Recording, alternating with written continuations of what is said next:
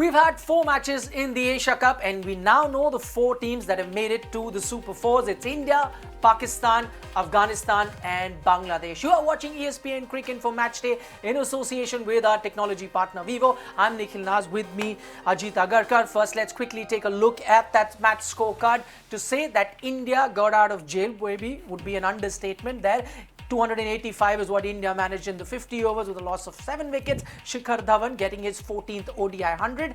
And then you got, look at that scorecard from Hong Kong. Nizakat Khan getting the 92 for them. At one point, they had a 174-run partnership between Nizakat and the captain Anshuman. And Yuzvendra Chahal picking up 3 wickets. Also 3 wickets for the debutant in Khalil Ahmed. Okay, Ajit, that India got a scare would be an understatement. Yeah, I mean, you could see the relief on the coach's face there at one point. I mean, again, the inexperience kind of went against Hong Kong. They just lost a bit of gas after that opening partnership. Yeah. What an incredible partnership by Anshuman and Nizakat, because 174 is when they lost that first wicket. Any side with a little bit more experience who could hold their nerve, maybe a little bit more quality lower down the order, and India were in big trouble. I think they've really got out of jail. Not the best, the batting probably 15-20 runs short, and bowling looked a little bit disjointed. You could understand it a little bit. Guy coming back from injury, another guy who's only played 4 internationals, one more seamer who's making his debut. Felt a little bit disjointed at the start. Fortunately, they had just enough to pull it back. Okay, the last time we saw Nizakat on the cricket pitch before this match, he got that silly run out. A lot of criticism came his way. Today, he made sure that the fielders were running around on the ground. I mean, if there was someone who deserved a century, you'd say it was him. Yeah, I think he probably picked up a niggle, and that affected his running as well. Just movement on the field at that point. Yeah, but you know, it was a relief when they got that wicket. When again a debutant came back, and you know, in spite of the first spell going for a few runs, that's the kind of character you look for in a person who's playing his first game. Whether he can come back, okay, you know, he's got a lot to learn with the kind of lengths and lines that, or particularly the lens, how he needs to change. But that will come through experience. But you could see the quality was there to come back and pick wickets at that stage, which Rohit Sharma and India desperately needed. But incredible innings. Just once he saw, I thought the Indian bowlers were not as aggressive they should have been at the start.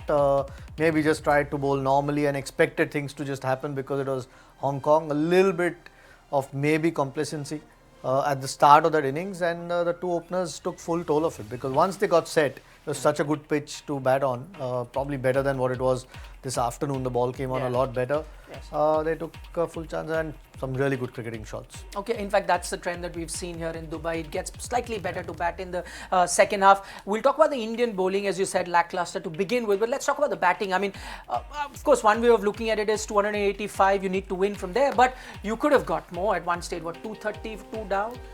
Yeah, 240 is when Shikhar Dhawan got out with 9.5 overs left or 9.4 overs left.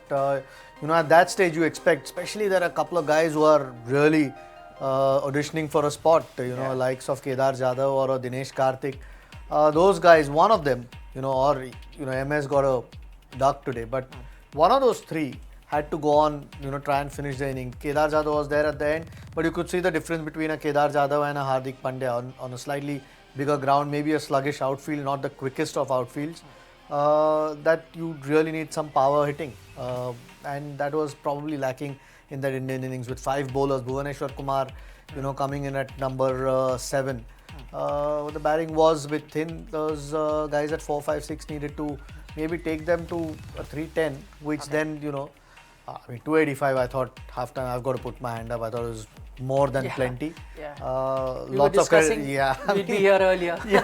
Lots of credit to the openers. I mean, they batted beautifully, and later on, you know, they batted very sensibly. I mean, they had the game in their hands.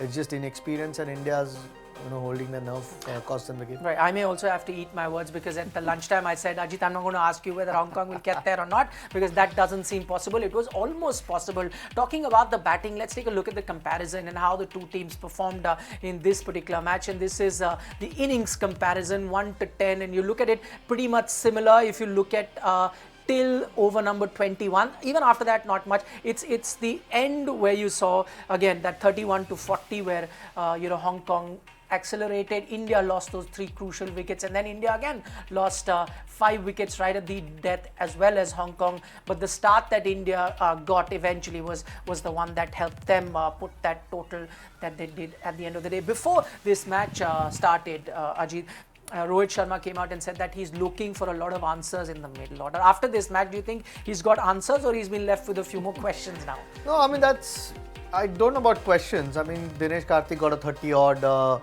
Kedar Jadhav's got a 20 odd. I mean, I'm sure Hardik Pandya will slot in somewhere, whether it's at number 6 or 7, we'll find out tomorrow. But he's got to play. I mean, maybe he's been rested after a long English summer. But he offers a bit more firepower with the bat at that number. He can be flexible in that order depending on the situation. So that will help Rohit's case. And that's been the story of Indian one-day cricket for a while. I mean, Rohit, Shikhar and Virat have been so good that there's been very little pressure put on that 4, 5, 6 spots. And India quite often have not had to rely on those guys. And every time they've had to, so far we haven't seen any answers in that spot. There are a few games, like everyone's been saying, that 20-25 games before the World Cup comes around. MS is going to be one of those spots. You still have to find a couple more guys who you can rely on. Okay, in that win, at the end of the day, a win is a win, and India now into the top 4. Looking at a few positives, let's start with, let's say, Shikhar Dhawan. Again, the issue there was, can he come back from England and get back into the groove that he gets into one-day cricket? He's shown that he takes to this format like fish takes to water. Yeah, I mean, he's got the game for it. I mean, today it took a little bit of time. Usually he's the aggressor, Rohit plays himself in. So they complement each other quite well, or at least on this occasion it was the other way around. Rohit took a few chances, he played himself in, and then it's difficult. One of those guys who's difficult to shot, hits lots of boundaries, but was sensible as well. When Raidu started going or played a few boundaries, Shikhar Dhawan rotated the strike, and once he got to his 100, accelerated. So yeah, I mean, fortunately there's no worries about his form, because that will be another worry for India, because with Virat Kohli missing from this lineup, those top 2, one of them has to keep going like Shikhar did today, because there are a few worries in that middle order. And even though they got 285, you've got to remember it was against pretty average Hong Kong attack. So tomorrow's a tougher test. The one good thing is they've got a match under their belt in these conditions.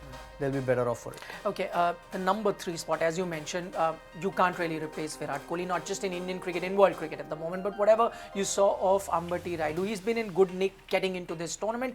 Is he now the best option available for India to do that? I mean, if it failed today, you wouldn't have said he's not the best option. One inning by one inning you shouldn't say yes or no. I mean, what he's doing is he's doing what he's been asked to, which is put runs on the board, put his case forward, make his, give himself the best chance to make that number 4 spot or 5 or 6, whichever it is, because I think more or less the top 3 are sealed. These 3, barring injuries or serious loss of form, I can't imagine anyone replacing the top 3 when Virat comes back. So it's really the number 4 spot, and he's not done his case any harm. I mean, he played really well, paced his innings well, and accelerated when he needed to. All right, all eyes were on the young debutant Khalil Ahmed. The captain himself had said that he's really excited to see him. What do you make of him? Had a bit of pace about him. Yeah, really nice action. Tall at the crease, obviously gets extra bounce. That got behind the wicket was okay. Tried to guide it to third man, the batsman, but was because of extra bounce that he got. And we saw some variation towards the end. Slower ball. Obviously needs, we'll have to learn a bit more of what situation. I mean, the ball wasn't swinging today, so you had to come closer to the stumps. I mean, his natural ball looks like it's one which comes into the right-hander. When it's not swinging, you have to pull your length back a little bit on these pitches which are flat. We saw MS talking to him quite a bit. Maybe someone else nearer to him at mid-off, mid-on could give him that advice a little bit, maybe bowl within the stumps, and got to be a bit more aggressive. With someone who has that kind of pace and a bit of bounce, the first bouncer that was bowled by the Indians was by Shardul Thakur in the 8th over. I think first ball of the 7th over or the 8th over. I mean, these guys, you don't want them to be coming on the front foot all the time. Once they got comfortable, then they didn't mind the odd short ball. But how do you go about it? As in, when you were a young fast bowler, would you, in your debut match, would you go in for a short ball and be nervous that the skipper might come and say, "Hey, you're wasting runs, going for a no ball"? Or well, he went for runs anyway, because he was trying to swing the ball. There was no swing on offer, He created room for the batsman and then played some good shots against him. So, no, I think you've still got to bowl, the way okay, you've got to be smart enough because you'll bowl against better batsmen, but you still have to be aggressive. If you don't get wickets, those batsmen are going to hurt you. So you'd rather bowl a bit more aggressive, have the mindset of, being. And 285 against Hong Kong is the best chance of you, trying to show what you've got. I can understand the nerves. Like you said, that's why it's here the captain comes into the picture a lot more. To ask him to bowl a lot freer. Maybe he could have done a bit more of that. I mean, that's just picking on things. But something to learn going forward because he certainly has the pace and the bounce. No, good lesson. And it is a slow pitch, I understand that. So it's much harder because you don't then think that way. But it could still make a difference. Okay, a quick word, we're out of time, a quick word on someone who's got a record today, Kuldeep Yadav, becoming the second fastest to 50 wickets. And guess who the first fastest is sitting right next to me as far as Indian bowlers are concerned. The second fastest, Ajit, overall in international cricket. I'm just looking back at, I think it's taken him 24 innings if I'm not mistaken. There you have it. Ajit right on top in 23 matches and Kuldeep Yadav there in 24. What have you made of his little 24 match career so far? Oh, incredible. I think him and Chahal, I think it'll be a disservice not to mention Chahal here because, although Kuldeep's got that sort of strike rate, both those guys, again, 5 wickets between them. But you could see as soon as he got that first wicket, the gates sort of opened. I mean, and keeps getting wickets. You can't ask for a bowler. Most captains, the first 2 names, I think, on the list, or 3 names, are Bumrah, Chahal and Kuldeep at the moment for whether it's Virat or Rohit at the moment because they pick wickets. I mean, that sort of strike rate is fantastic. I mean, way the rules are in one-day cricket, if you don't pick wickets, it's highly unlikely to stop teams because they bat till about 7, 8, 9 and that's what he's been doing fantastically well.